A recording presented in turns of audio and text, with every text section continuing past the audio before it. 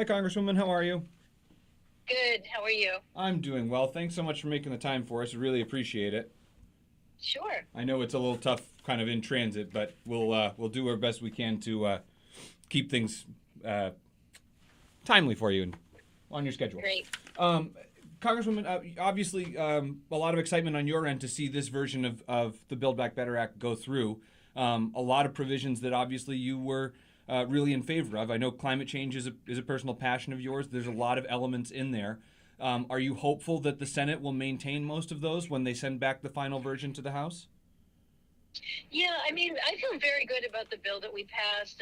The wide range of things that are in there that will be beneficial to Maine people. Everything from pre-K and assistance for daycare to capping the cost of prescription drugs, affordable housing, and I'm certainly very interested in the climate change provisions and many things that'll be great for Maine farmers and our forestry industry. So there's a lot of great things in there. A lot of this we've been going back and forth with the Senate on, really since day one. All of America has watched us negotiate and, what is said every single day. So I feel good about the bill as it's written. I'm sure there will be some changes in the Senate, but I think we're very close right now. And so I think substantially it will be the same, and it will really be a great bill for Maine, great for jobs, great for Maine families, just a lot of really good things in here, and the most substantial investment in climate change that we have ever made. Is there anything, Congresswoman, that that if it changed would be a deal breaker for you? Something that would make you vote no on the final version, or is that just not going to happen at this point? Well, if I won't be surprised if some, portion of it is not included. But this bill is so far-reaching. Many of these provisions would be exciting if they were a standalone bill. If we were just saying we're going to have universal pre-K in this whole country, that would be so great for kids and early childhood development and families. I'd be excited about just that. So it's hard for me to imagine there would be modifications. I'll be really disappointed if they try to cut back on climate change. We're at a turning point here. This is the decade that we have to act. So it would be hard to, get another bill passed and go through with that. So, I'll fight as hard as I can to keep those items in there. But I'm really excited about the bill, and I think we've included an awful lot that will make a big difference. Awesome. I did want to ask you about the state and local tax deduction cap. It looks like there's a provision in there that increases it from $10,000 to $80,000 through 2026. I understand there's also an increase to the child tax credit too, but I want to focus on the state and local tax first. How do you feel about that? There are some Democrats who are, as a matter of fact, your counterpart Jared Golden is frustrated by that because he feels it's a big tax cut for wealthy families. I think we've been negotiating back and forth on that. I think it was reasonable to raise it from 10,000. I don't know that we had to go all the way to 80. And I think the important provision that will come on in the Senate will be an income cap, because I agree, this isn't meant to be there for millionaires and billionaires. This is saying to property owners in a state like Maine, where housing costs are going up, our real estate values are going up, and for a lot of families, it's getting harder and harder every year to afford the cost of paying your property taxes, and that has a huge impact on our education budgets in small towns all over the state. So I think it's going to be a big help to Mainers to have it increased, but I do think we'll cap the income in the Senate. That will make a difference in Maine. That'll only be more helpful, and I think it'll be a good provision. We needed to change it. Okay. Is there a cap number that you'd like to see as a max?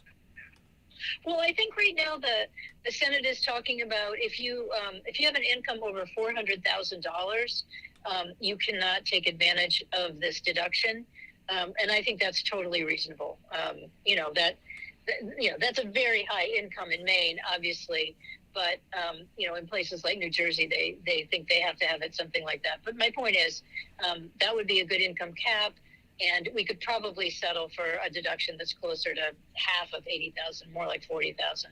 Okay, understood. Hey, as far as the child tax credit is concerned, right now it's only supposed to last, I think it's through 2022. Is that something that you think could be amended in the Senate's version that, potentially it could be one of those things that's made, either a little bit longer or potentially permanent? Our goal is certainly to make it permanent. I think they gave it a sunset because they were just trying to make the numbers work out. But it's a very popular provision. I think both Republicans and Democrats have understood that this has lifted a lot of children out of poverty. It's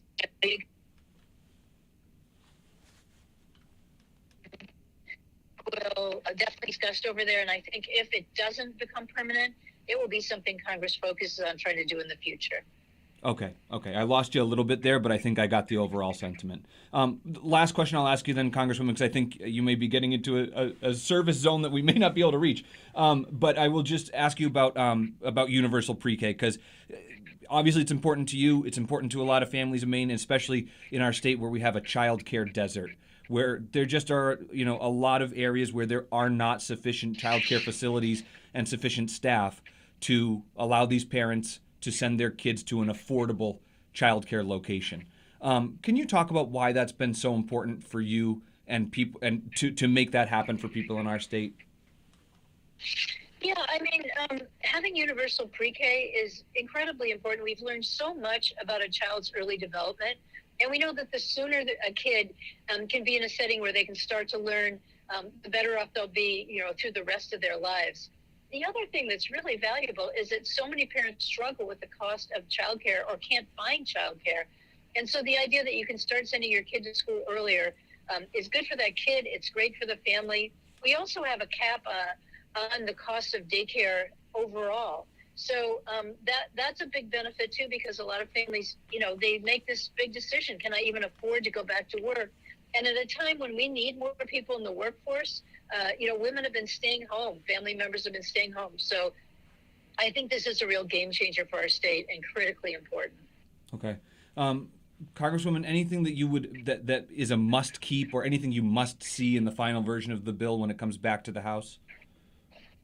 Well, I've worked very hard on the conservation provisions in agriculture, the provisions that will really help farmers to be partners in this process of climate change, as well as the forestry provisions.